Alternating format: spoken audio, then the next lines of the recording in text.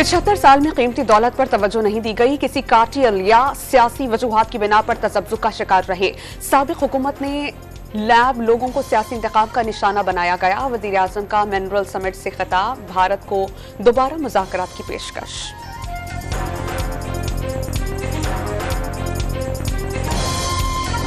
काबुल के कब्जे के बाद पाकिस्तान में दहशतगर्दी के वाक़यात में इजाफा हुआ। नेटो का छोड़ा गया असलहा बाज़ जगहों पर दहशतगर्दों के पास है। वज़ीर ख़ारजा बिलावल भुट्टो का तकरीब से खिताब, अफगानिस्तान से दहशतगर्दी रोकने का मुतालबा।